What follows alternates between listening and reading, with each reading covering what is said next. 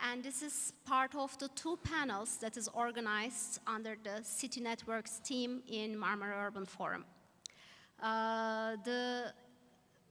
The other session will be also on Friday, so I encourage you to also join that. But this is the starting session that we are going to have now, observing city networks, global linkages, and benchmarking. First of all, I would like to make a brief introduction of the team before I introduce the panelists. We have 5 panelists. The thing is the main theme in this panel is that in the world of global flow, cities have both competition and cooperation.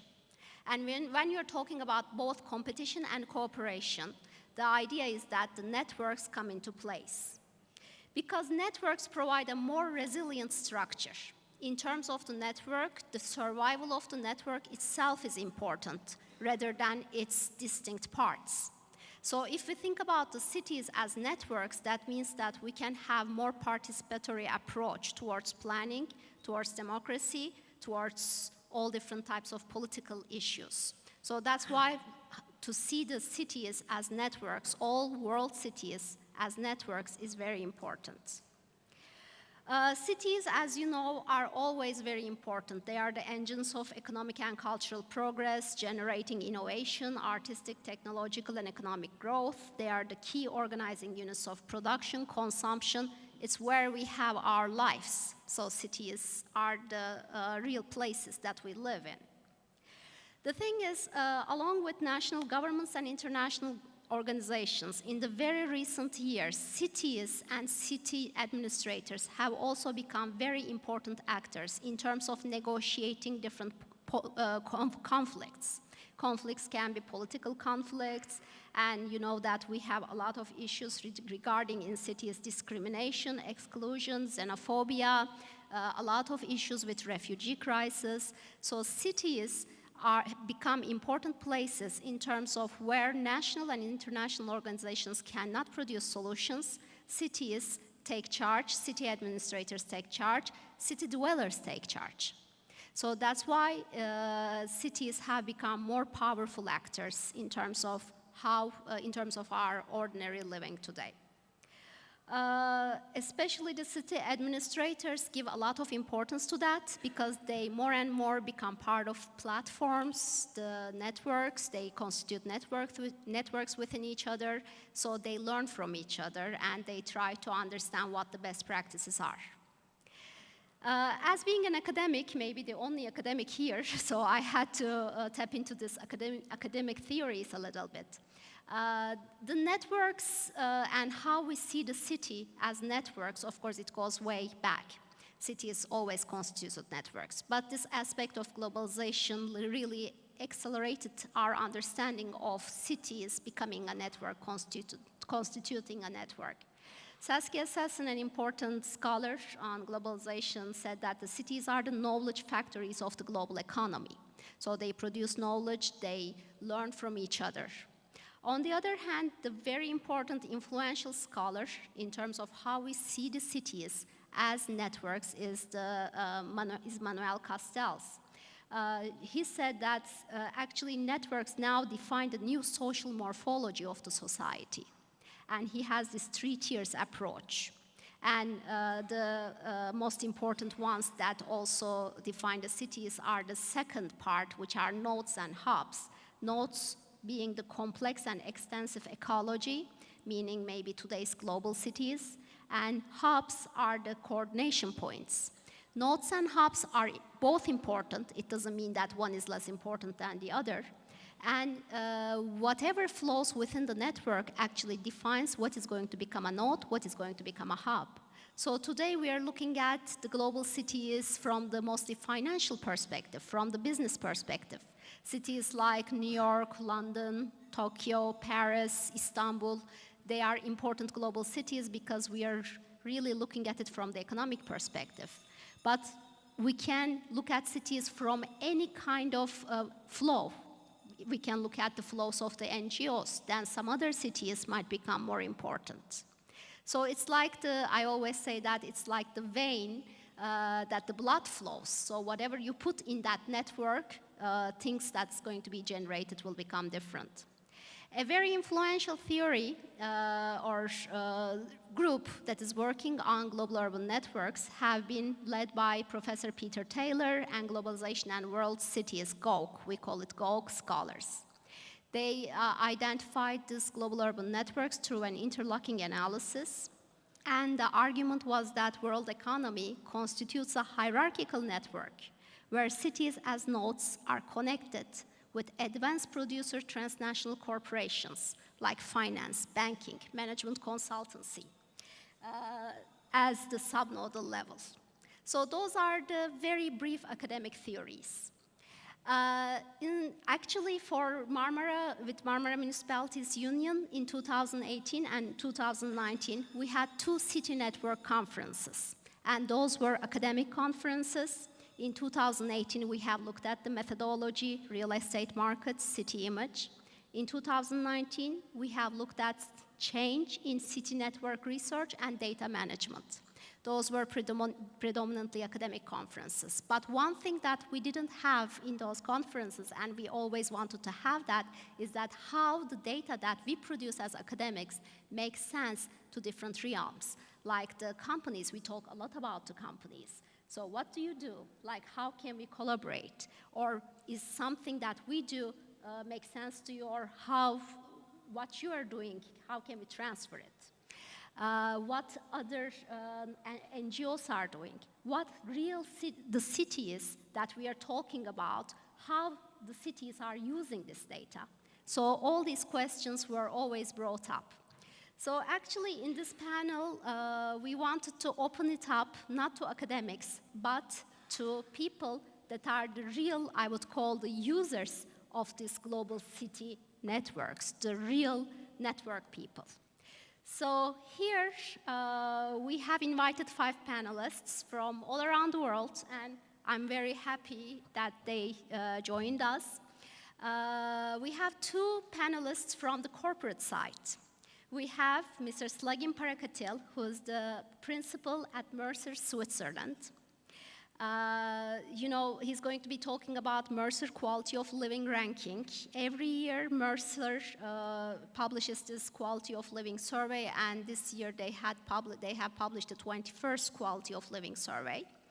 So he's going to talk to us about the data collection and changing trends in the world according to Mercer. Then the second corporate side, I would say, will be by Mr. Gökhan Sarı, who is a senior partner leading financial services and risk working in Middle East, Africa, and Eastern Europe at McKinsey & Company. He's going to be talking about, both from the McKinsey perspective, but I also asked him to talk about from his personal perspective, what it is to be a real a senior manager that is going all around the world and doing these connections. So we're going to be learning from a senior executive. And McKinsey & Company has this Global Institute Monitor. It's a division of McKinsey that they publish the key trends and problems related to the current urbanization. So McKinsey as a company has something like this, like a division. Why? I was very curious, and maybe we can learn some. Then I will switch it to the other side, I would say, non-corporate side. And we have, first speaker will be there, Octavio de la Varga, who is the Secretary General of the Metropolis. Metropolis defines itself as a platform, which is an important word, platform, which is like kind of an equal ground. It promotes an equal ground, platform of connectivity and metropolitan governance. So he's going to be talking about forming global city alliances and establishing networks of urban democracy and knowledge. Then we're going to pass to Mr. Oriana Otoçan, who is the president of European Association for Local Democracy, ALDA. This is ALDA is a very key stakeholder in the network of local democracy in Europe. It is, of course, being a European association, it might be considered regional, but I'm sure its aspects are very global. Lastly, we are going to have Javier Tiana, who is the International Relations Manager in the city of Barcelona.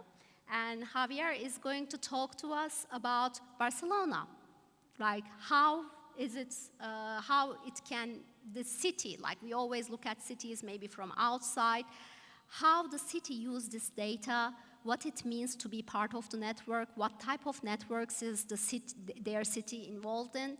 So from here, we are going to hopefully, after the speeches, we are going to open it to your questions. One thing is that the panel is open for online questions. So if you have any questions, if you have the app downloaded, you can always write your question. And I'm going to, as the moderator, I will have the liberty to select some of the questions and ask to the panelists. But if you want to do the open mic event, I'll also want to have some time allocated for the open mic event as well. So again, thank you. So with that, I would like to start with Mr. Slagin Parakatel. If you can come here, or you can, however you want.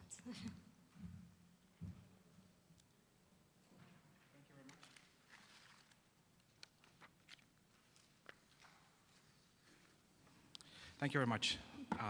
It's great to be here and for the invitation. I just would like to talk about a few things, and before going into depth on the city attractiveness and what we do within Mercer, just want to give you a quick idea and a little bit, I was preparing my holidays with my kids a couple of months ago, and I said, let's prepare something and go somewhere for Easter.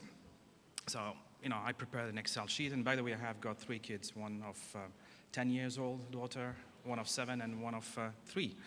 So preparing the planning, and like a good Swiss, I was trying to have an Excel sheet and say what you need to go and visit and so on. And so, made them a surprise and said, let's go to Dubai. Basically, after looking at, Easter is not a terrific in Geneva, it's a bit cloudy. So I said, let's go to sunny weather. Next time I'll come maybe to Istanbul. So we were kind of organizing with my wife and said, no, these are the areas that we need to visit and do activities and so on. And so on my way back, I asked my kids, what did attract you in this location? What was interesting for you? What did you appreciate? So obviously my son jumped into it and said, dune bashing with the car and beach and followed with a swimming pool. Okay, that's boys. At the end of the day, my wife, my daughter said, I like the camel riding and a little bit of the food which was there. Indian origin. I'm originally from India, basically. So she said it was interesting to have those kind of elements. My wife a little bit more of looking at the culture heritage, whatever is available, and obviously mesmerized with all these Dubai malls and big malls. But what I'm trying to say over here, and the third one, she didn't care about much, either as much as she had food and she could sleep and play around. What is interesting over here is that when I asked, each one have that different perception of what is attractive for a city. And it's not just only to look at top-notch infrastructure or health or safety. It's part of it. But it's also part of looking at how people are perceiving a location, how people are interested. So it's a cultural heritage. It's obviously safety. It's obviously perception on different areas of infrastructure. But it's also part of looking at those different areas in combinations. And, people, job, talent, and so on. So I think that those are the things which are extremely important. So obviously we kind of look at, oh wow, there's a nice infrastructure, wow, it's green. But it's also looking at what people are the core aspect of it. What is the cultural heritage of a location? What is interesting to see in a given location from a job perspective? Just want to give a quick glance through towards Mercer. So so I work for Mercer, basically part of Marsh & McLennan companies. We are almost 25,000 people, or 25,000 employees around the world, located in more than 44 countries and operating in 130 plus countries around the world. So we kind of look at essentially at consulting leader in talent, health, and retirement. I'm not sure if this is going to work, but at least let's try. No. Yeah, it didn't work.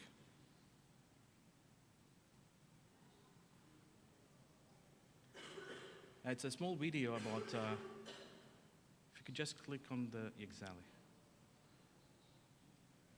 So could we, yeah.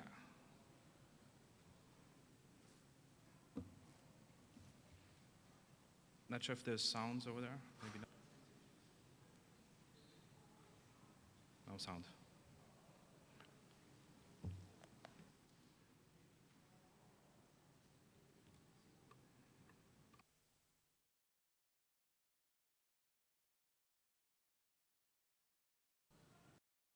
Well, I mean, it's interesting, but with music and sound would have been much more interesting. I'm not sure if that works, but never mind. It's technology sometimes has a loophole. Anyway, it's kind of providing a little bit a overview of Mercer. You know, initially started with William M. Mercer and acquired in a Canadian company. So we kind of do a lot around consulting and looking at talent, looking at wealth, looking at retirement, and really making sure to give a difference in people's life. And making sure also that we work also with governments, and you kind of mentioned about universities and researchers, and we do also work quite extensively with universities, part of our data mining also and collaboration.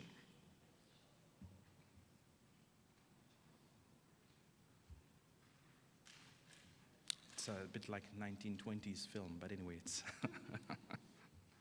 So if we can go to next slide. I just want to go to discuss about the attractiveness, and I think there are a few areas that we need to consider in that arena. And I think it's one the city needs for the 21st century, and always, you know, we have a motto within Mercer to say, make today tomorrow, and basically make the city of tomorrow right now. And I think there are 4 areas that we need to consider, look at being engaged. You know, the city needs to be engaged, to look at ownership, look at what needs to be successful from a development perspective, to look at also to promote from the overall perspective, to build a vision. I think it's important for a city to have a good vision on what they want to do, on what direction they want to move forward as they are constructing, attracting people, attracting businesses.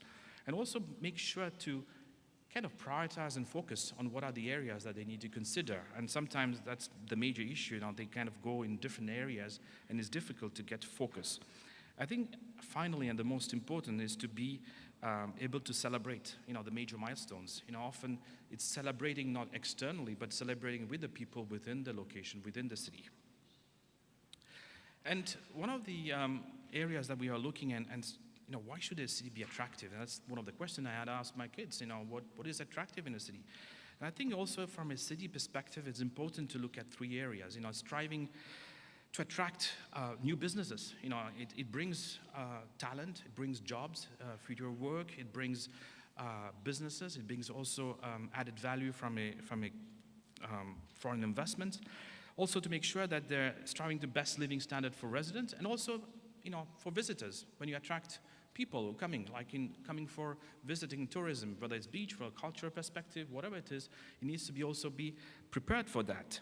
So these 3 areas is extremely important. It's to attract and maintain in order to have an economic success for the city.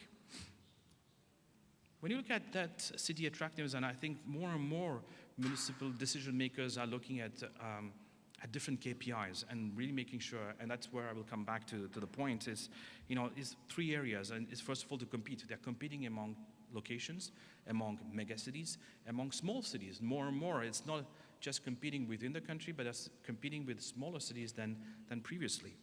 It's all important to grow, you know, growing by attracting people, growing and making sure that you have the infrastructure needed, tourists globally, internally also.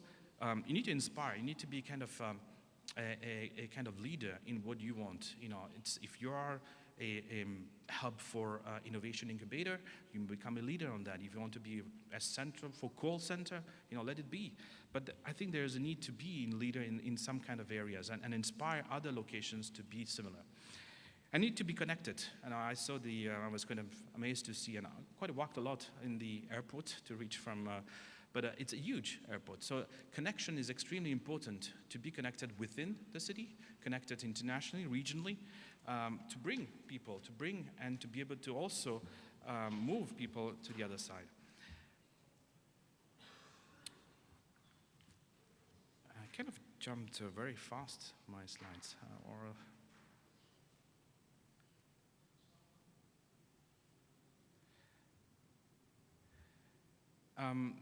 so I just wanted to see a couple of photos over here, images that you would see, and you may, recognize a couple of them. And you can see how they have evolved, like Dubai, like Singapore or Seoul or even Dublin between 30, 40 years ago, how it was, and now what had become. It was a trend, and it was also a solution for those cities to move forward. And I think it's important also to consider that how they have been evolving. For example, when we discuss with Singapore, they're already saying that, we have reached a level of smart city governance. We are not looking for that. We are looking more to become a city within the garden, a garden city. I mean, that's their motto, their vision as they move forward. I think when you look at the city experience, there are 4 areas, and I think it's looking at strengths, weaknesses, and threats and opportunities. When I look at strength, what are the major strengths that the city has? And moreover, I think it's more complicated and more important to maintain those strengths, especially if you are willing to bring influx of people, of talent, businesses. You may need to make sure that today, if your strength is affordable housing, it should remain being affordable housing as you move forward. What are the weaknesses? What are you making to overcome those weaknesses? I think that's also very important to make sure how you move forward. Threats, I think, first of all, is to understand what are the threats. And when you look at those threats, it's whether it comes within the city, whether it's from neighboring city. I was mentioning about tier 2 locations and smaller locations which are competing, and in the globalization, it's extremely complex to make sure that we have these cities well aware. And the UN was saying, more than in 2050, more than 66% of the population will be living in cities. Where are they? Are they going to be all in the mega cities or big cities, or are they going to be spread over, smaller ones around the world? And look at the opportunities as well, to make sure what are those opportunities as we move, but also the opportunities make sense from a citizen perspective as well. Just to give a quick glance through the quality of living that you have maybe seen on the press release and the rankings that comes over, and which is, coming back to the first step, saying, where's benchmarking, what are the city attractiveness, how do you compare? And looking at those ones, it's extremely important to see that many municipalities are using data and KPIs to be able to monitor one of their proposals, pipeline projects, and so on. So different elements which are taken into consideration over here. We have political environment, economic environment, natural environment, consumer goods, health, and so on. There are no one set of quality of living. I mean, if you kind of Google, you'll be able to find different definitions, different components, criterias, and categories. But we wanted to take from a specific angle, and this one was especially looking at from an expat angle for this specific aspect. This is just giving a quick glance through about the overall. We kind of compare a couple of locations around the world in our selected ones, looking at those 39 criteria and factors, and you can see a couple of those locations are above 90, which is a threshold, and 90 being that we don't kind of provide any hardship. What we need to understand, this product was geared towards municipality, geared towards companies and government officials when they're sending employees from a location A to B and enabling them to assess, what should be their hardship allowances or expatriate allowances provided. So that does not mean that it's below, that automatically from a city perspective, there's no interesting challenges to bring over and to increase their hardship, or increase their city attractiveness. Looking at the city attractiveness, we look at a couple of other elements which are more localized and looking at from a local perspective. When you look at an angle which is more expat, we are looking at, elements like international schools, where we look at from a city attractiveness. There are areas which are important like labor, like wages, diversity, sustainability, green. smart cities and so on are more important for that area of aspect. So we are kind of looking here from a different, it's more a network model versus the other one, which is more a hierarchical model, where we can look into further areas of interest. Finally, just to kind of conclude, I think it's important for cities to brand themselves and to reward themselves also.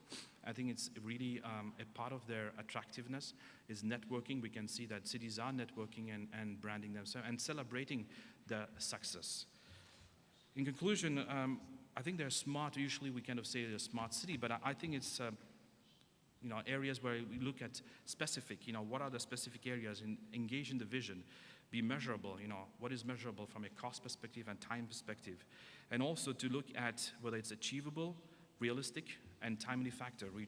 Those are the areas that is important for locations to consider as they move forward. And I think when we look at it, it's really to make sure that a city is interesting and living for being connected, living where there's low crime aspects, being enriching from a culture perspective, green, sustainable, and also being vibrant at the end of the day, which encompasses all a city perspective. Thank you.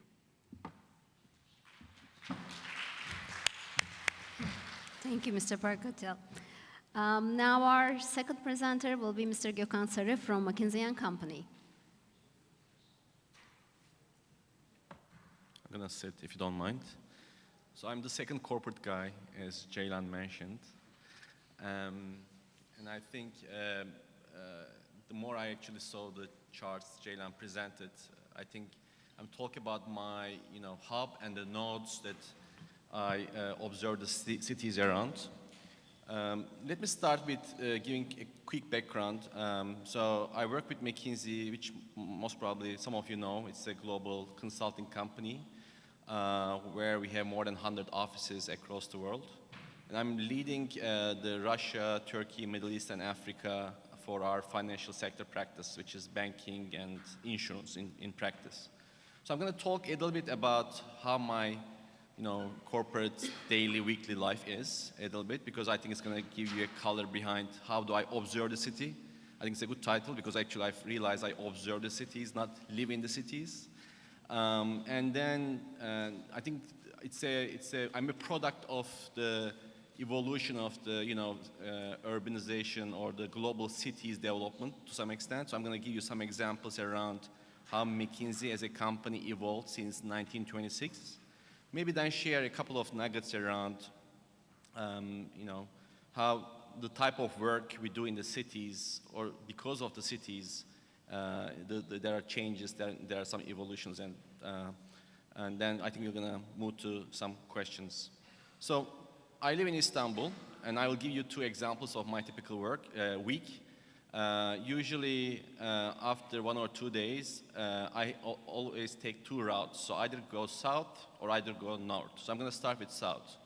I try to start from Kuwait, where I typically fly from Istanbul to Kuwait. I always arrive at the airport 1 hour, 1 minute before the flight, not 2 hours before. It never works for me.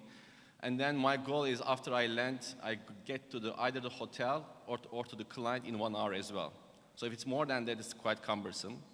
But I go to Kuwait, most probably I spend a day, I serve some of the banks and maybe central banks, bank in Kuwait. And then I fly to Dubai, and then probably from Dubai to most of the weeks, I try to go to Nairobi. The reason it goes from Istanbul to Kuwait, Dubai to Nairobi, because Istanbul to Nairobi flights are horrible. They are in the middle of the night and they are 7 hours. If I go to Dubai to Nairobi is 4.5 hours, and it's a route optimization for me. And at the end of the day, I can come back. The second route I have is to the north. Again, typically in a week after most probably Tuesday night, I fly to Moscow, which is a 3-hour flight from Istanbul. And from Istanbul, everything else is approximately 3 hours, right? Moscow is 3 hours, Dubai is 3.5 hours, Baku is around 2.5 hours. And then I usually go from Baku to Tbilisi, Georgia. And then I try to come back as much as possible. I'm not talking about the other trips we make to Asia or Europe or the US cities from time to time. And I think when you ask why the cities, why not like Moscow but not St. Petersburg, or why Dubai but not Abu Dhabi, typically because this is where the financial center is. The heart of the cities are where the financial center is, where the telecom giants are, and usually the governments are, right? I mean, that's why I think typically where majority of our time that we spend. And as I mentioned to you, maybe the animal of the city developments over the years. If you look at McKinsey, I mean the black dots is I think in 1998, and the blue dot is 2018. So it's in 20 years, as you can see, we grew from almost like a 10,000 employee to 30,000 employee kind of a company, and huge shift actually is happening more towards from Europe and North America towards Asia, our region, and Latin America, right? I mean, you see the growth in other countries, but the major shift is happening in this part of the world. And if you look at the cities, in 1920s, James O. McKinsey actually created this company in Chicago. He was an academic as well from Chicago University. And then they moved to New York after 10 years or 12 years in 1930s. It took another 10 years to open first 2 other offices in US. So in 20 years, it moved from Chicago to 2 other cities in US alone. Then Braveheart decided to go to London, and it was a big trip. They weren't sure that they will hear back from this guy again, but it was a good adventure. Anyway, long story short, over the years, up until 1990s, 1980s, the development was mostly about the developed markets, which is predominantly US, some Mexico, and a little bit Europe. After 1980s, the first ever office in Asia opened, which is Hong Kong. And 1990s and 2000 was a big push on the emerging markets. The Istanbul office of McKinsey was established in 1995. And Dubai, etc., most of its offices actually are in the similar time frames. Right now, we have, 106 offices around more than 50 countries. And we open around 5 or 6 offices per year. And the last ones are mostly in Africa. Last year, we have opened an office in Kazakhstan, Laos. We have an office in Baku, as you have seen before, and several other cities in Colombia. In Medellin, for the first time, we have an office as well. So this network of cities are growing tremendously. And I think what we bring to the cities is actually cross-fertilization of ideas, bringing actually a lot of talent. You will be amazed to see how many friends of mine from Turkey or my New York days or from Asia are actually working in Dubai right now or in Moscow or different other places that we bump into each other. So maybe I will share one other, I thought, interesting stuff as a boring corporate person, which is basically, if you look at the type of work we have been doing in emerging markets specifically, I think in 1990s and early 2000s were mostly about market access to the citizens in these countries, where actually you see a lot of urbanization happened. People rapidly moved from local areas, rural areas, they came to the cities. I did an analysis on the healthcare system in Turkey. In 2002, only 40% of the people have healthcare access, meaning they had healthcare coverage. And at that time also, the urbanization rate was very low. Right now, around 78% of the people in Turkey live in the cities. In the past, these people didn't have any access to, hospitals. They didn't have access to the banking system, and suddenly they actually have a lot of access. And as you can see from this chart, many of the emerging markets, the share of their population that has been urbanized is around 70 to 90%, including the emerging markets.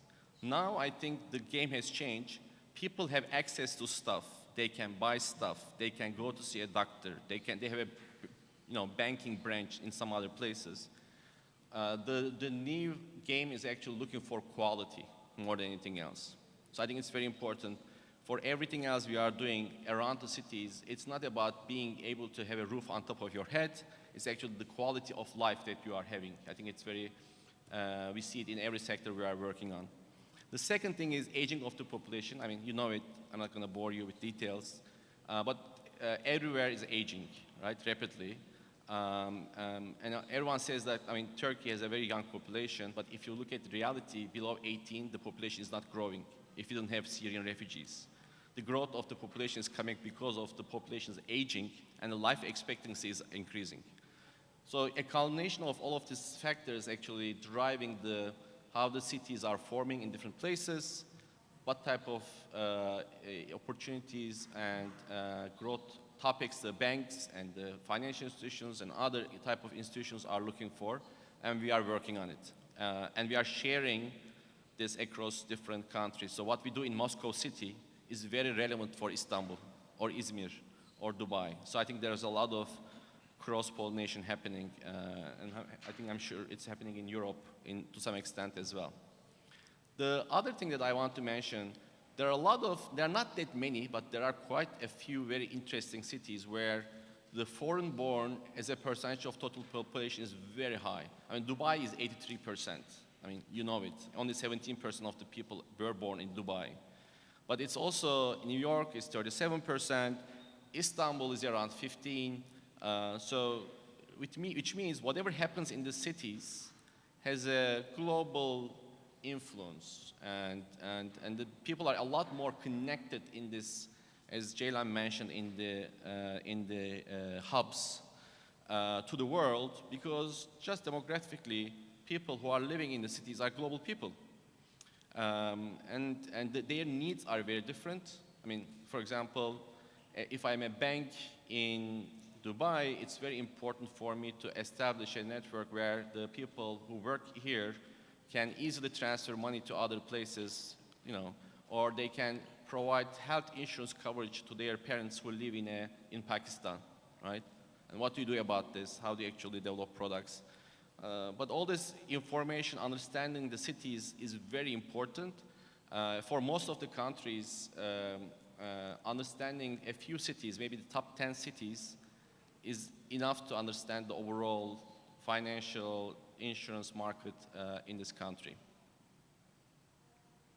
Thank you. Thank you, Gökhan. And I should mention that actually Gökhan and we go a long way back to high school, so it was a pleasure to be here with him today for me. It's such an interesting platform. So thank you very much. So now our next presenter is Octavi Della Varga, who is the Secretary General of Metropolis. Thank you. Good afternoon, everybody. I think we've been witnessing, especially from the last, networks of local governments have been existing for many, many years. In fact, already in the early 20th century, there were already two world organizations working on cities and bringing cities together, especially on issues of twinning and peace building. But I think it's been during the last 10 years that we're witnessing a change in local governments' networks formed only by local governments. And this is due to two situations that also confront cities to a paradox that you have mentioned at the beginning of this session, is that cities are confronted on the one side to compete against other cities.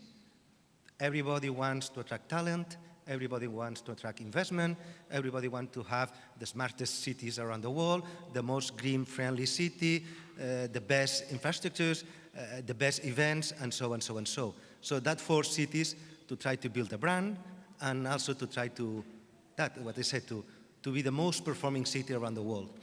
And sometimes losing the sight that if we do that, it's because we want to improve the quality of life of our citizens. But that will be another debate. But at the same time, the current situation forces cities not only to compete, but at the same time to cooperate. And this is due to two new trends that we have lately.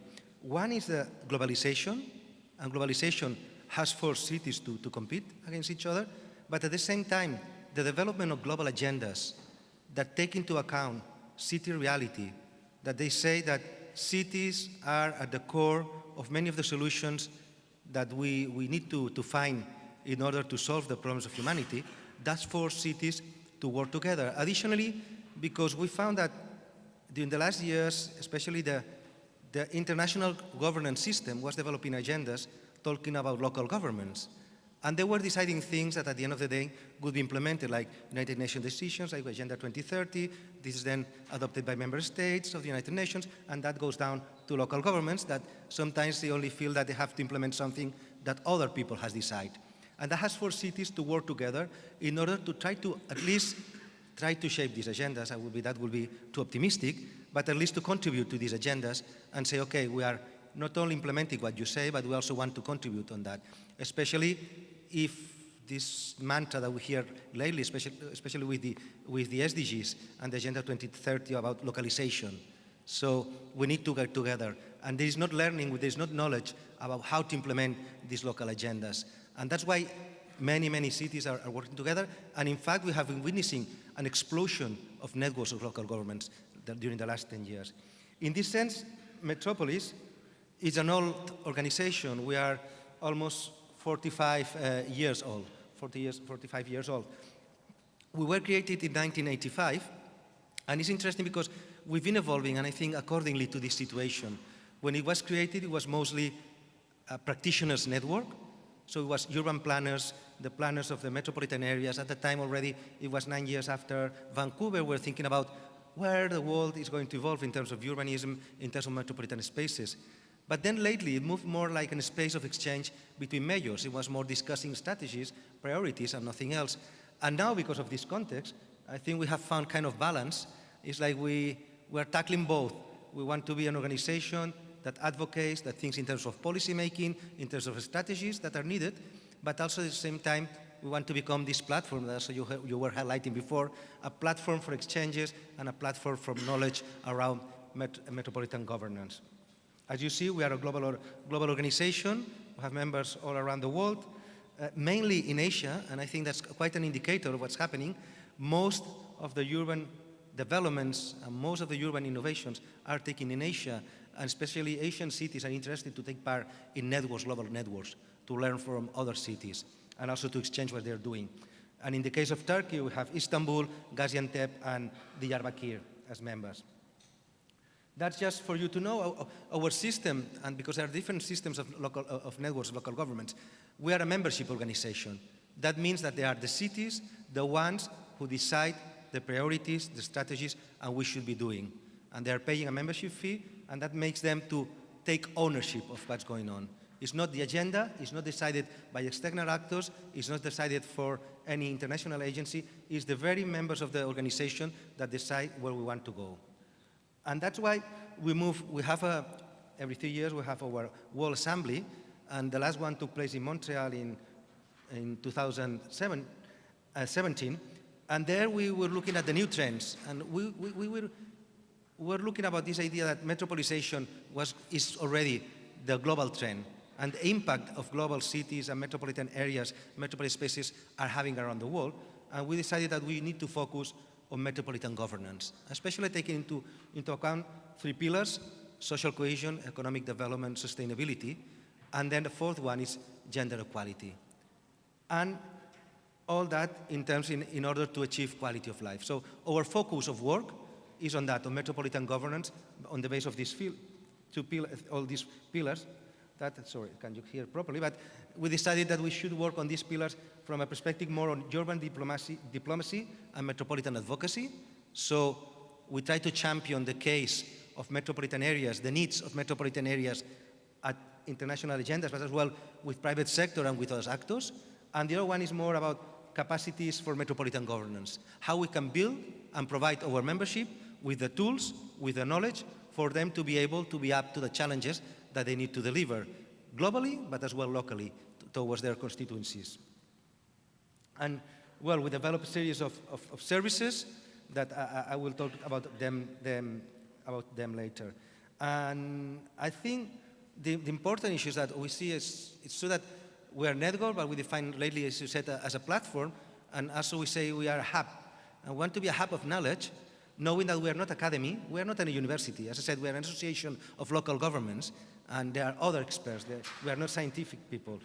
We are more leadership, political leadership, and also practitioners. So what we want to do on the one hand is bring knowledge together and facilitate this knowledge for those who have to apply it. I always say that we act kind of blender of knowledge on metropolitan issues. Then there is as well, we're looking about gathering this knowledge. So we have also platforms where we gather all the best practices and experiences for our members to learn from each other and to share. We also look at applied knowledge via pilot projects where our members share experiences and practices and then try to build on these practices together, bringing different perspectives from different regions. Here you have, I think those are the 9 more, I think, not important, but the most performing areas of work that we are doing right now. One is training. So we have different ways of training, on-site or online training, especially that's for the practitioners, on different areas of policy, and also implementation of these public policies. Then, as I said, I have the pilot projects. Pilot projects is it's an experience that I will go further there, you will see. It's here. Pilot projects is, what we want is to, at the proposal of a given member, we're working in specific policy areas, any area of interest of our membership. So it's our members who propose to work on different areas, and then at least the condition is that there's 3 members from 2 different regions, because what we want to do is to confront our membership to different realities, to take them out from their region and from their own knowledge, and to be confronted to other realities and other ways of doing. So and here you have different examples. We have on transportation, on social issues, as well on urbanism. And the idea is that we find common solutions to common problems. Then everyone takes whatever they want and they need from that. But we want for them to work on that. Going back to the other services, this one. So we also have the use platform. The use platform is Urban Sustainable Experiences. This is a place which anybody can log in experiences, urban experiences, which are available for free to all the members of the organization, also external members. So if you're looking for an experience somewhere on youth policies, on mobility, then you can find other examples from other cities. And that's quite generous because there are cities sharing the knowledge with other cities. And as well, you can find the experts and the consultants that have been working on these experiences and then can help you.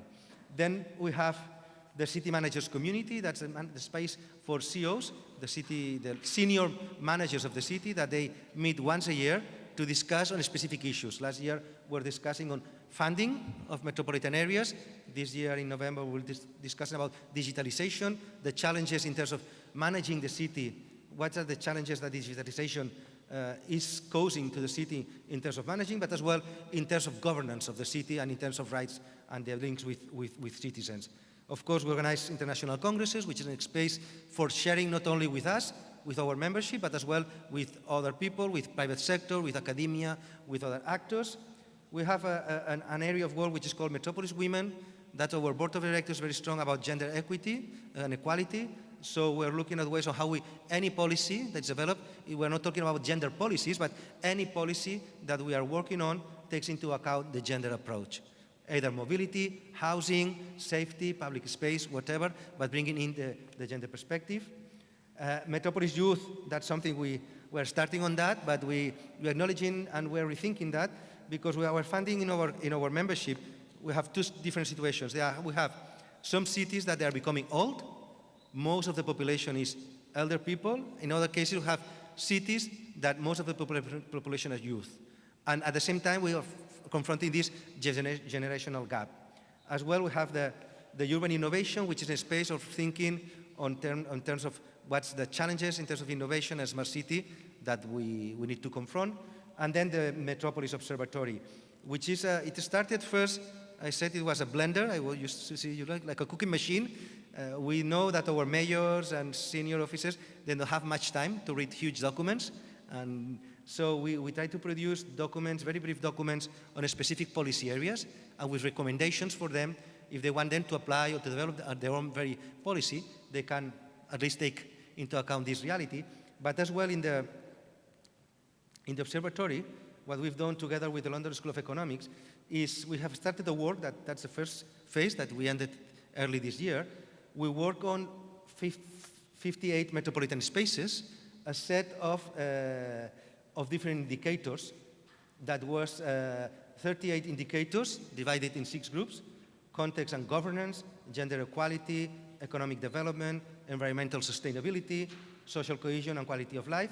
And within these 6 main indicators, we have a set of 2,789 data points. This data helps us, on the one hand, to compare our members, so they can compare against each other, how they are performing, learn from each other. As well, it's useful for us to know, this is on our website, and it's public, all the data is public.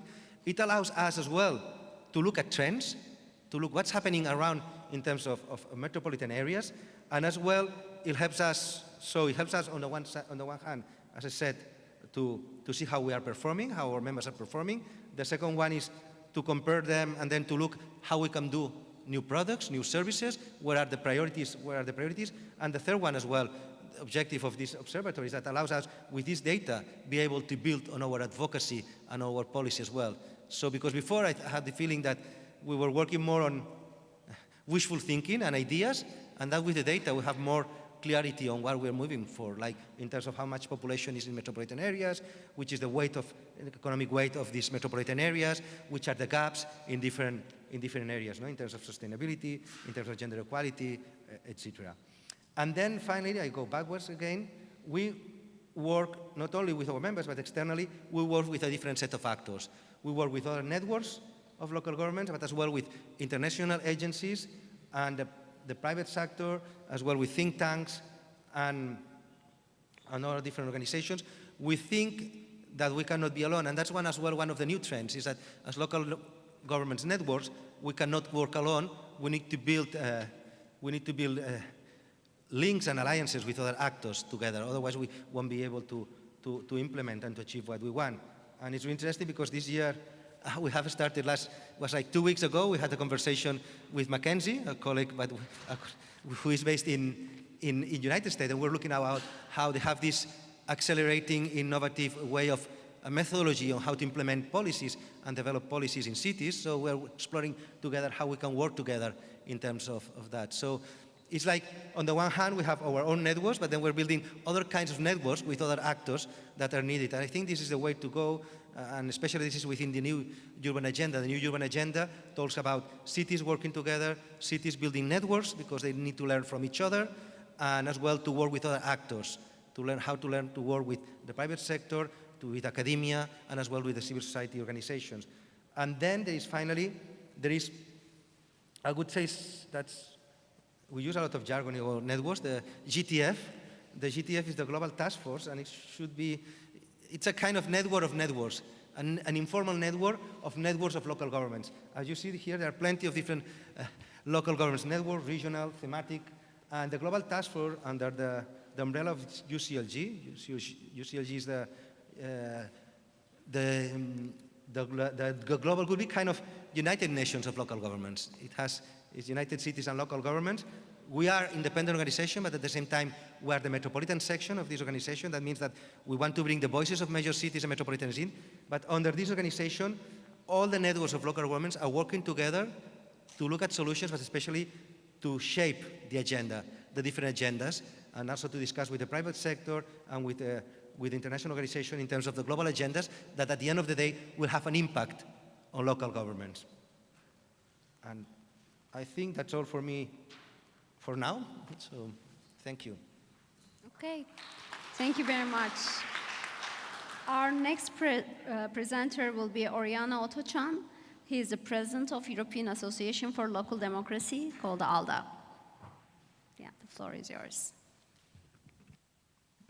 Thank you. Thank you for inviting us here. So let's see how this works. Okay. Yes, I'm representing ALDA. ALDA is also international association, but not only bringing cities or big cities, we are a little bit specific because we bring together NGOs, we bring together universities, but also municipalities, other international associations, and the regions and provinces. So I would like also to say a few words. Okay. Few words what we are, how we started.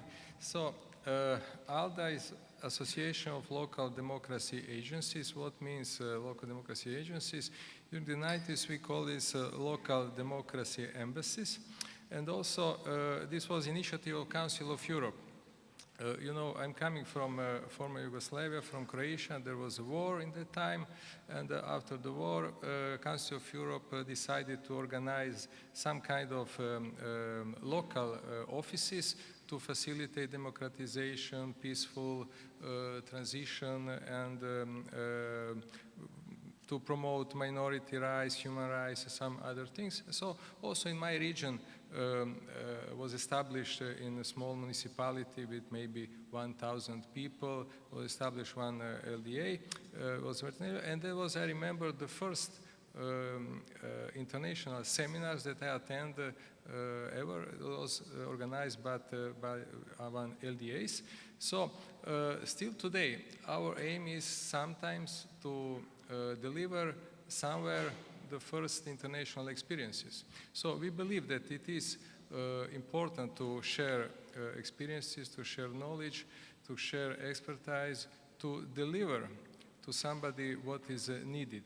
So after a few years, Council of Europe thought that maybe it's important, it's not necessary to keep, but maybe to finish with these activities. In that time, activities was in Western Balkans, so in the countries like Serbia, Croatia, Bosnia and Herzegovina, Macedonia, Montenegro.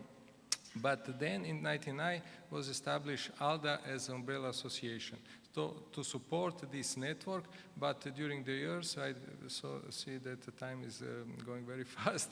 I will make it shorter. So during the year, ALDA is now a big international association, not only keeping and supporting these LDAs, but now we are big association with 5 offices. Now we have 15 LDAs, local democracy associations, 3 operational partners. Operational partners are LDAs from Croatia that are now operational partners after the Croatia joined the European Union. We now have about 350 members. As I saw, our members are NGOs, individual members, few individual members, just think about 20. But we have region, cities, national association, because we believe that it's important always to cooperate. We believe that it's important to cooperate, especially NGOs, to cooperate with local and regional authorities. We have many partners, we have many projects. From these 350 partners, you can understand that we have some kind of fees, that we have some budgets, but this is maybe just 2 or 3% of our budget total, because our budget is very much based on the projects. We are very much project-based organizations.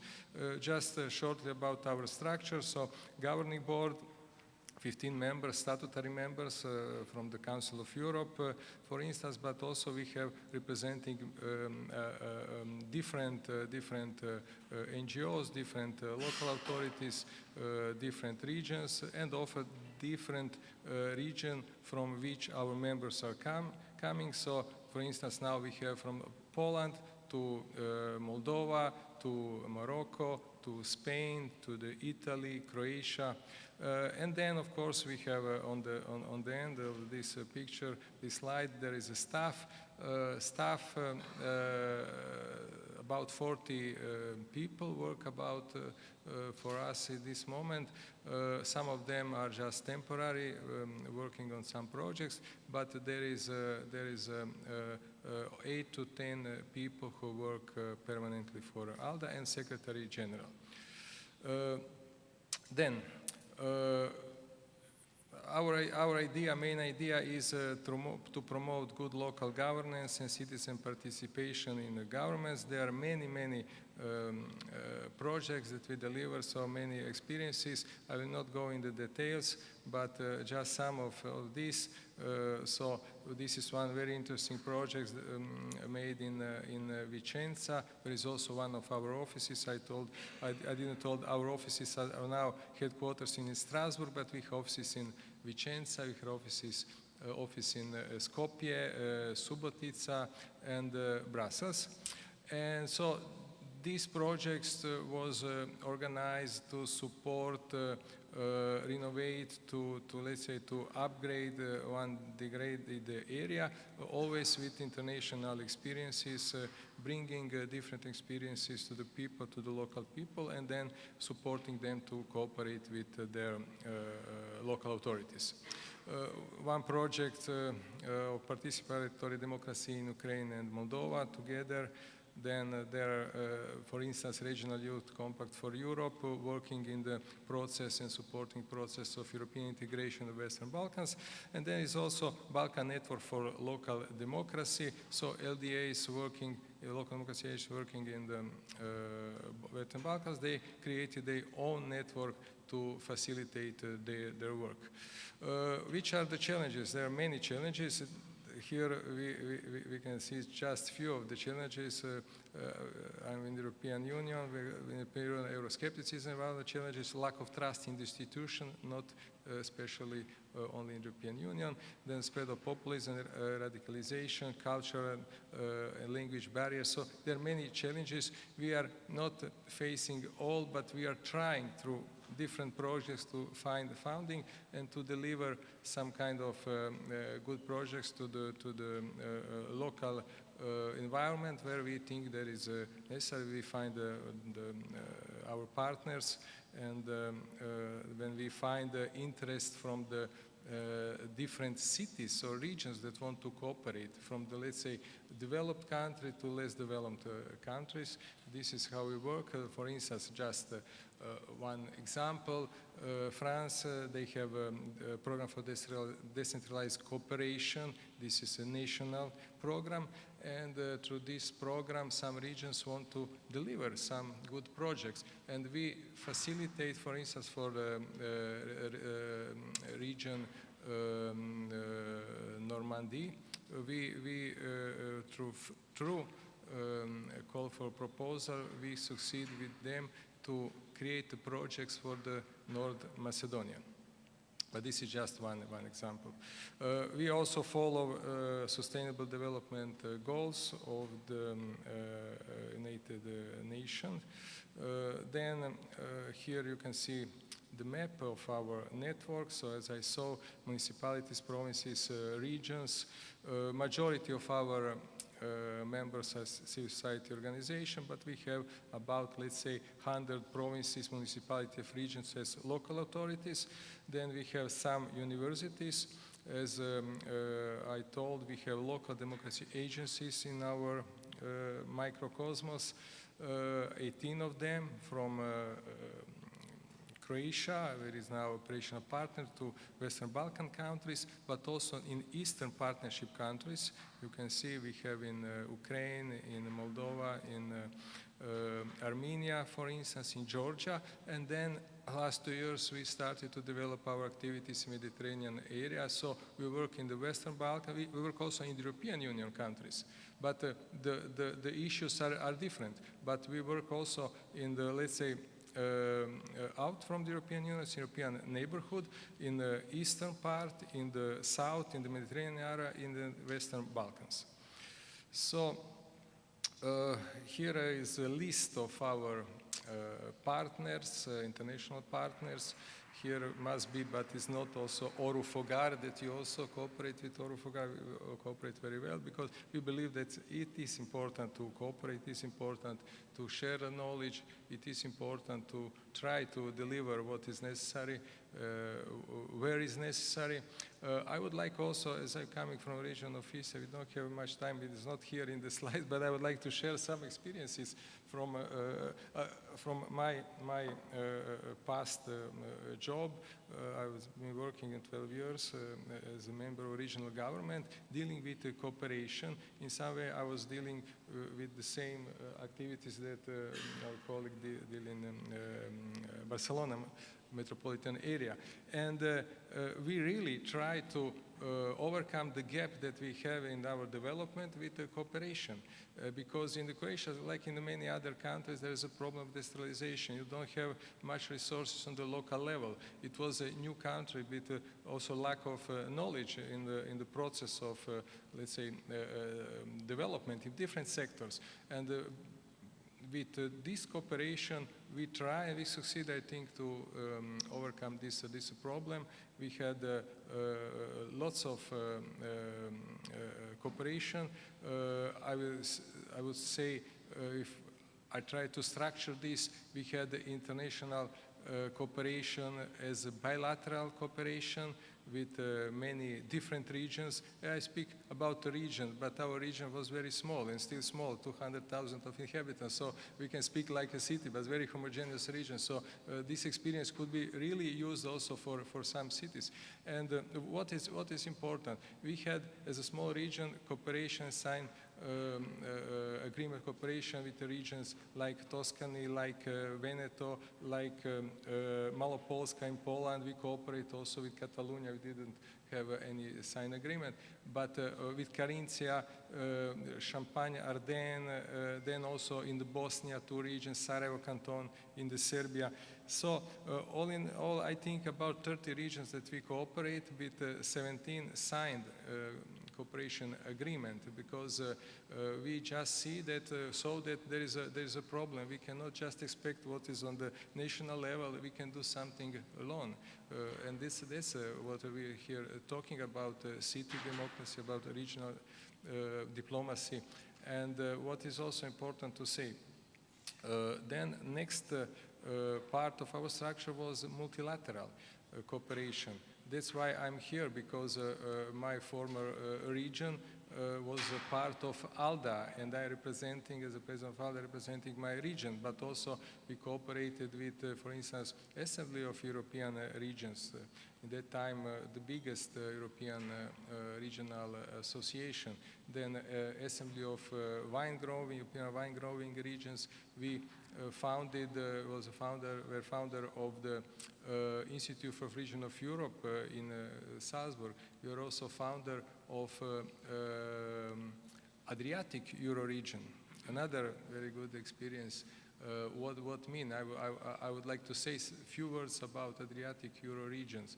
Adriatic Euro region was founded in 2006 by 26 regional or local authorities. Why regional local authority? Because some states they don't have in the Adriatic Sea. Also, Adriatic Sea is semi-closed sea, not closed like Black Sea, but a little bit more open. And with some countries, 3 EU countries at that time and 3 non-EU countries. So we had 26 members from Italy, Slovenia, Croatia, Montenegro, Bosnia, Albania. I don't think that I miss some. And a scope of cooperation was first of all to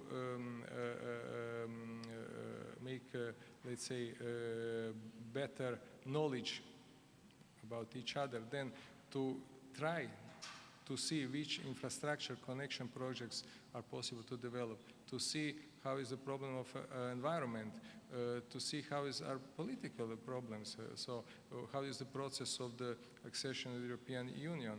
In the meantime, Croatia entered the European Union. So many projects also have been born by this experience. I will now start, but before start, and another thing that also is very important when we speak about local authorities or regional authorities, diplomacy. We created, as a region in that time, a first office, many offices in Brussels, regional of city offices.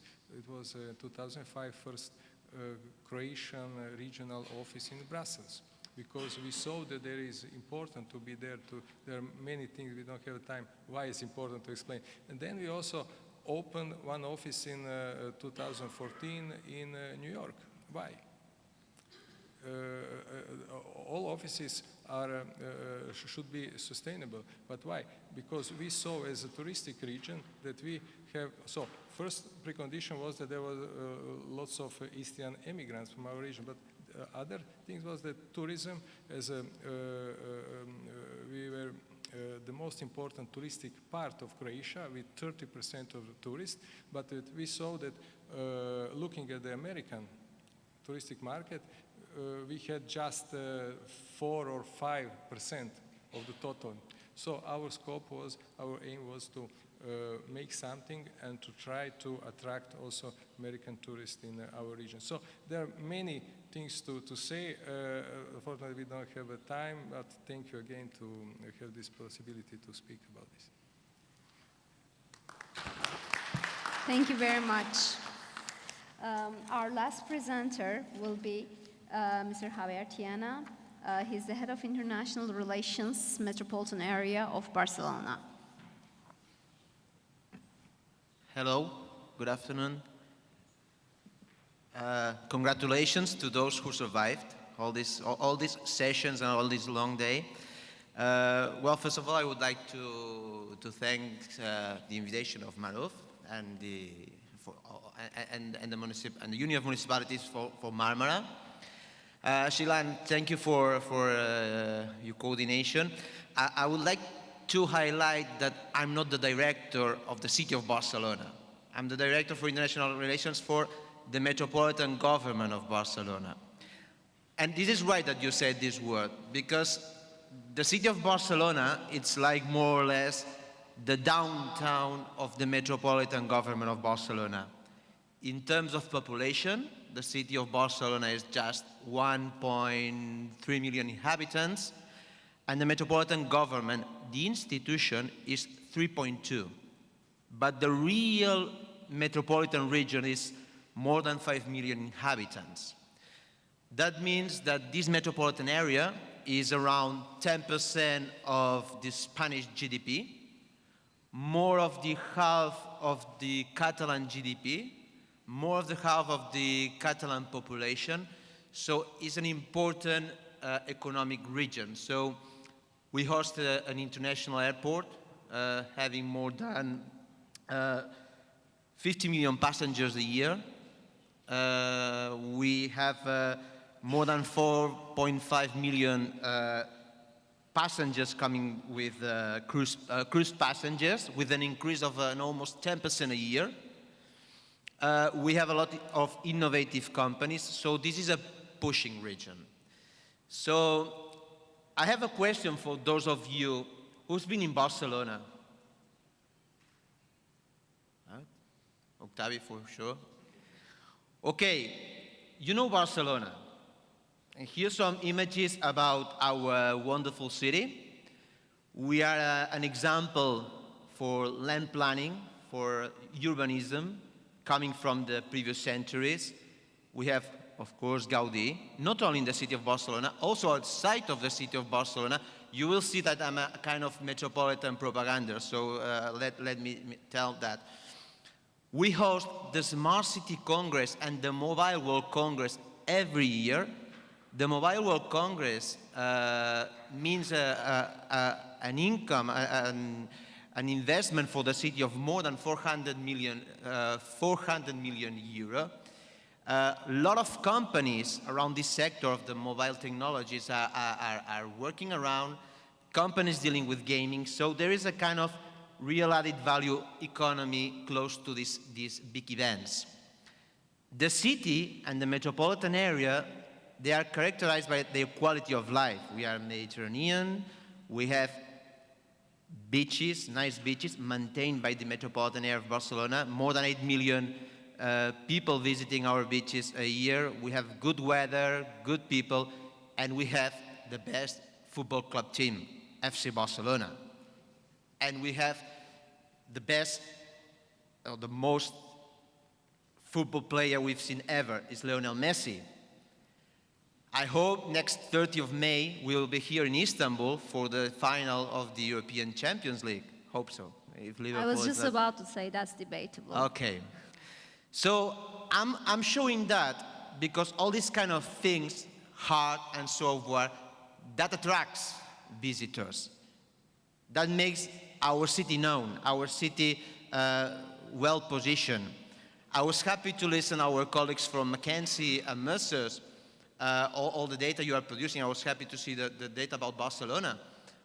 But you are not scaling that at the metropolitan level. You are based on the city level. So all our politicians, all our mayor, all our media, they are happy with these rankings. But they are not really useful for us because we wish we could have it at metropolitan scale, which is difficult. I understand. But this is also Barcelona. High levels of pollution, of air pollution. We've been punished by the European Union. Homeless people. Real difficult problems of mobility. Lack of housing for people, and especially for youth. Problems of security in the city. And tourist massification. And this tourist massification means many externalities. Locals are against this tourist massification, so we are starting to have some problems of that. This is why it's very important to plan tourism at a metropolitan scale. It's very important to plan security at a metropolitan scale. It's very important to deal with air quality and housing policies at the metropolitan scale, not only at the city level. So we all know Barcelona for many positive things, but this is also a reality not only in the city of Barcelona, also in the metropolitan area of Barcelona. Well, this is more or less the territory we cover. We have very specific powers in mobility, waste management, water management, city planning, economic development, and so on and so forth. We don't have time to spend on it. And besides that, we are moving to the thematic of this session, city networks. City networks, in our case, they belong to our international relations strategy.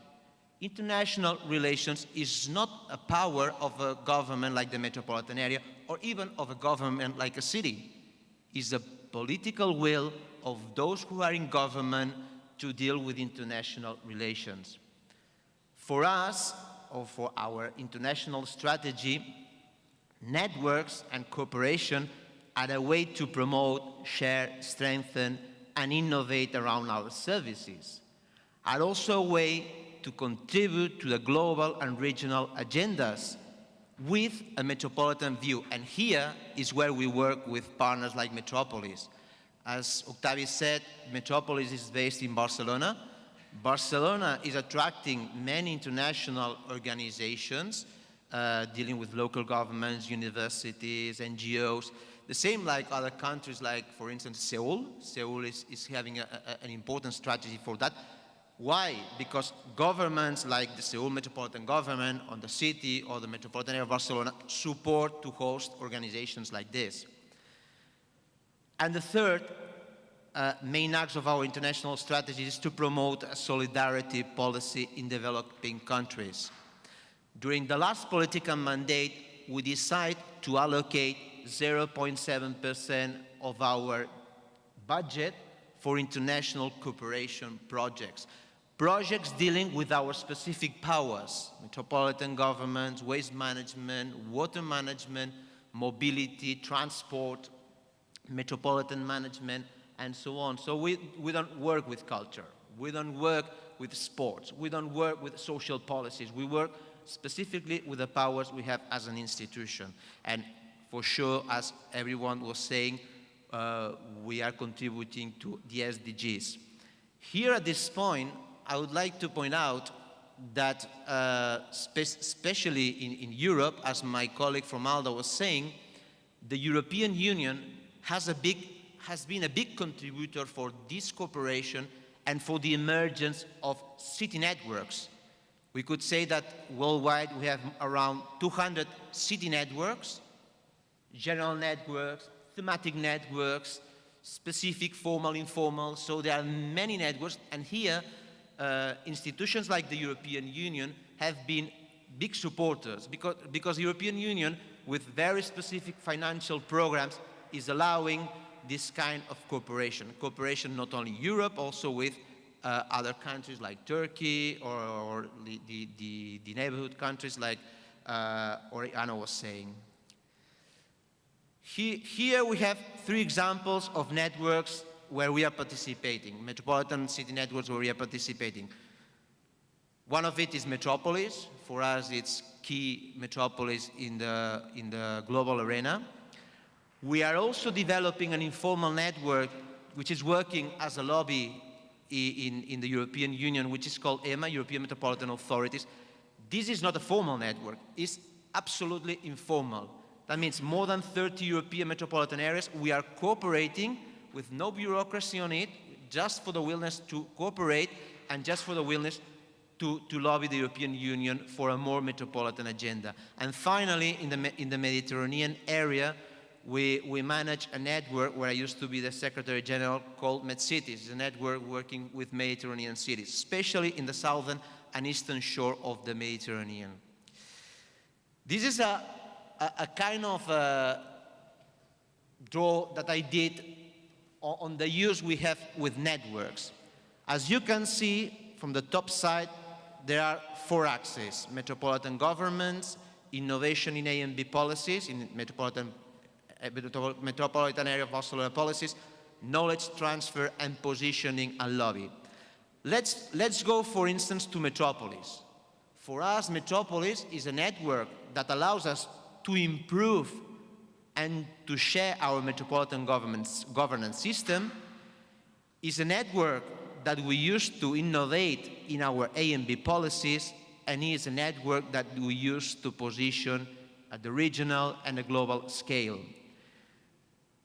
At the same time, if we go to MedCities, this Mediterranean network where we are specifically working with southern and eastern shore, this is a network we use for knowledge transfer for local governments in this area, and also for positioning this Mediterranean agenda in the European scale.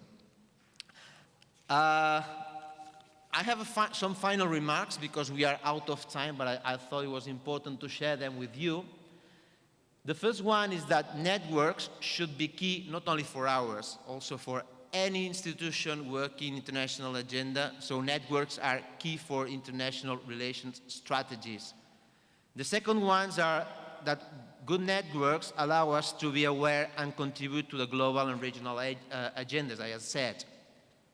Please, an advice, be selective when you choose to be part of a network. There are too many networks. The offer is too big. It's better than going to supermarket. There are many networks, so choose very specifically the networks you are interested with. It's better to stay in very few networks rather than being in many networks and not participating on them. The traditional model of networks is changing. As I said, informal networks are appearing without bureaucracy. There are emerging new actors like philanthropies. C40, you heard about C40, it's Michael Bloomberg's foundations behind that. The Rockefeller Foundation was financing the 100 Resilient Cities program, so it failed, but because Rockefeller decided to allocate funding for other issues. But new actors are emerging. Global institutions are paying more attention in cities, in city networks. We saw these corporations that are doing a very interesting job worldwide, based in cities and city networks. So new actors are emerging and we have to pay attention on them. Very important, allocate resources in networks. If we want to be in networks, we need to invest, we need to allocate resources, not only financial, also human resources, political support, otherwise it has no sense to participate in a networks. And very important, and this is something that Octavia heard to me several times, networks must reply to the needs of the members, not vice versa. We shouldn't follow what networks are saying. So we need to empower networks, we need to give guidelines networks on what are our interests. And finally, make networks useful and accountable inside our organizations and for other stakeholders of the cities. We are the most misunderstood people within an administration. Sometimes our colleagues, our CEOs, they see us as strangers. Not only my son or daughter who says, they say, "Daddy, I don't understand the work you do." For them, it would be easier to say, "You are a doctor, you are a fireman, you are a lawyer." So it's very difficult to explain the job we do.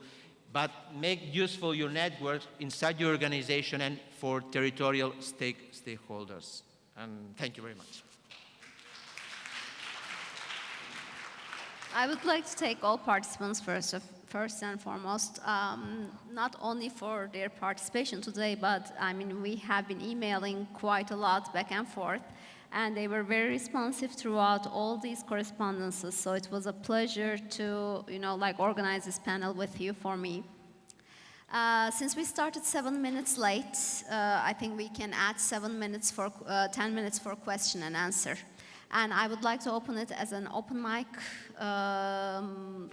Q&A, first of all, if I would like to ask if there are any questions from the audience. Yes, there is one there. Microphone. Volkan Topçu ismim. Teşekkür ederim. My name is Volkan Topçu.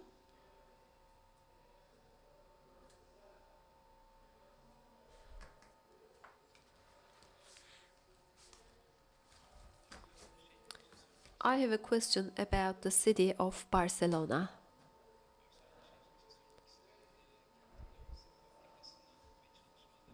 The urban diplomacy and policies, while you determine them, how do you ensure the participation of citizens? Do you receive any criticism? Because what we see here in Turkey is within the city, sometimes people criticize international work. They say municipalities are responsible for other stuff. So why do you keep this international, they say? Why do you allocate resources to those international efforts? So how do you cope with those criticisms? Thank you.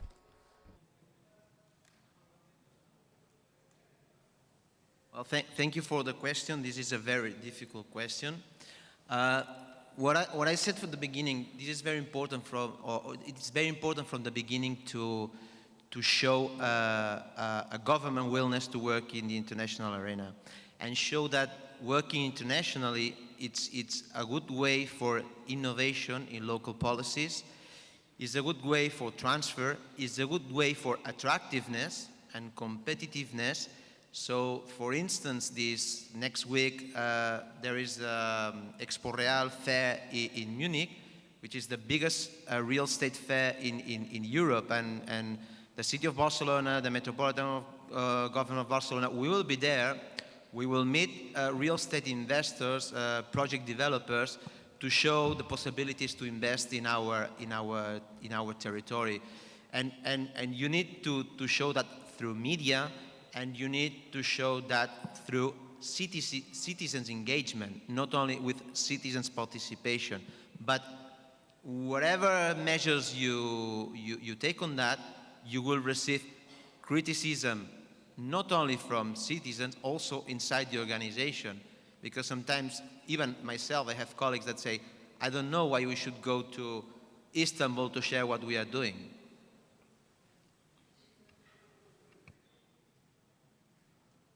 Thank you. Any other questions? I have one question here. Oh, you have a question there? Okay. There's one more question. No, you don't also. I'm sorry. So I have a question from the audience. I think it was directed to the corporate people. Mostly, I think, Mr. Perkatil. So, city planners hear your recommendations through frameworks in which public participation seems like a box-ticking exercise. So, personalization of the dimensions that you showed to each city may not be very efficient. How do you make sure you influence this actual change? So it's a very good question. In a way, you know, you cannot directly influence a change for a city. I think it's a participation of different actors within the city. Now, if you talk to a decision maker and say, well, you need to construct, those kind of buildings in a given location, it might be a very good idea. You can say, well, look at what other cities in the world are doing, do and try to copy that. But I think the most important, if you want to influence a real change, is to make sure that the people are also participating in this actively. And I think that's where we were discussing about the network, right? It is that the core are the people. Often what happens and what we have been seeing in a couple of cities is that, there are cities that have got a lot of money. They have a lot of money to spend on a budget on a yearly basis. And, sometimes they came to us and said, we want to be number one. And they look at our ranking and they find out, oh, that's Vienna. Well, so what Vienna is doing. So they kind of, invest in going and researching and saying, well, this is what they are doing and we are going to do the same thing. I remember once they came to Geneva and they had this pavement, which was, Roman pavement. And they had some colors coming up and mentioned welcome in different colors in the middle of the city center in downtown. And it's quite iconic and it's a nice place to be. And so it was one of the locations where it's extremely hot, and they said, well, we want to do the same thing. They said, well, it's not part of your culture behind it, and it's not meant from a visual and from a practical point of view. So I think more and more, and also we were talking this morning, is there's the new generation is also getting more and more involved, and they want to be one of the part of the influencer. They want to be part of how they can see their cities moving ahead. So it's not just ticking a box and saying, well, we have done urban planning, we have done, due diligence. We are, there's a buzzword now, being resilient as a city. Have we done all our due diligence? So I think it's actually taking different aspects, and I come back to the core person is the people who are living in the location in the city. Mm-hmm, mm-hmm. Yes, Professor Grant. To the McKinsey presenter. I noticed you produced a very interesting map of cities with a foreign-born population that were very high.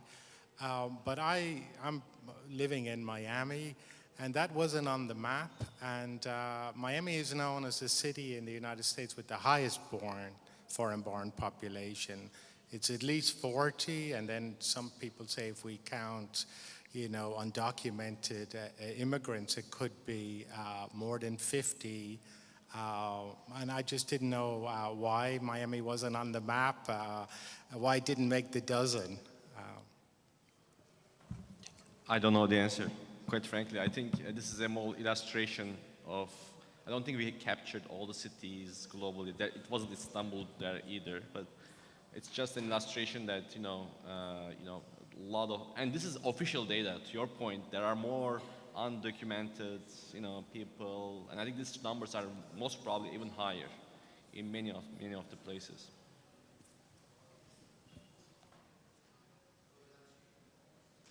Any other questions? If not, I'll have one, maybe as the last question.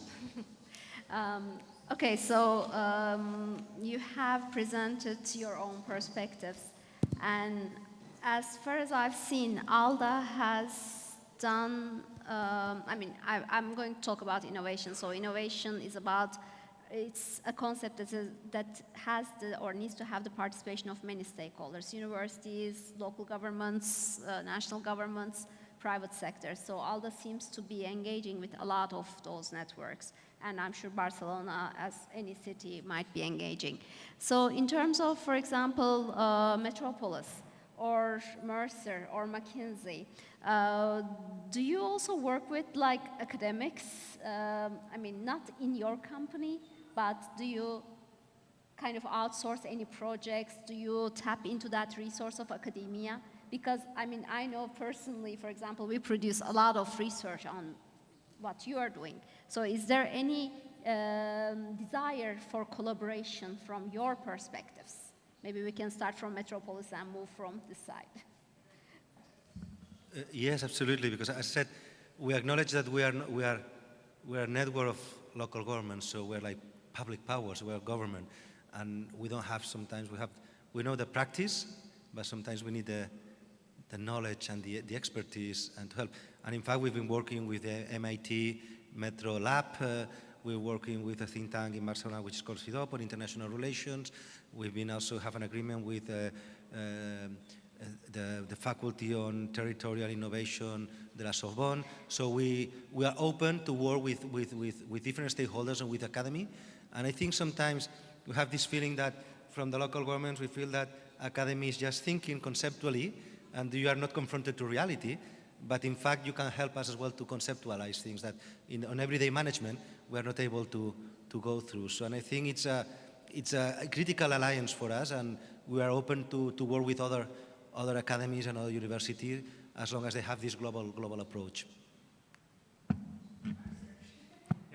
Yeah, definitely we work with, whenever we have project with cities, the first aspect is to kind of collaborate with the universities which are available, if available. And we work with the statistic departments as well, and we kind of empower them.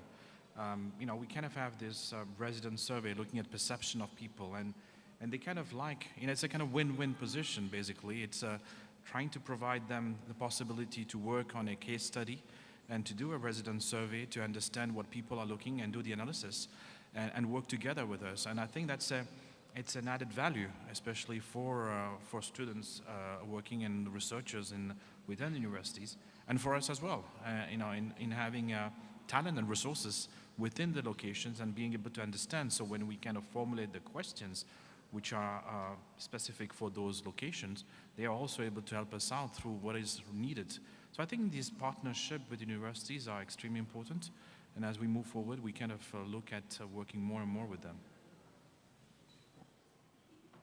Yeah, I think there are two types of collaboration avenues typically. One is more on a research basis. For example, we just finished a big, project, and we're going to do it for Turkey as well, on future of work. So which jobs are going to disappear, which jobs are going to remain in this new digital age where, robotics and artificial intelligence are going to diminish some jobs, some other are going to come up. We extensively work with the, most of the universities during this project. In the US, it was mostly MIT. In Turkey, we work with Boğaziçi. So I think this is, on a research basis, this is very typical. The second thing that we collaborate, and I wish there were like universities, alliances, so that we can sign an agreement work with one of them across our region, rather than doing something in Moscow, something in Istanbul, something in Dubai, but it doesn't exist. You need to really work with them individually, but fundamentally, for example, nowadays a very hot topic is around advanced analytics, and we are hiring, but we are still trying to also build capabilities at the clients on advanced analytics, meaning you need to train people how to develop these models, like data scientists, fundamentally. That's an area that actually we do a lot of capability building programs with universities. But again, it's a very painful process. You need to work with and find the right people across each university in each city. Rather than, there is no regional or global university network. So maybe that's something that is missing that we need to think about as academics. Okay. Oh, yes.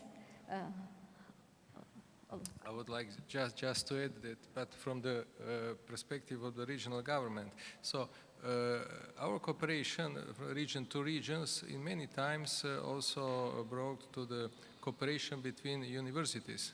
So many times after that we created some good cooperation, start to cooperate, we also took with us a representative from university and made the cooperation between the two universities. So that's also one of the possibility of the regional of city diplomacy.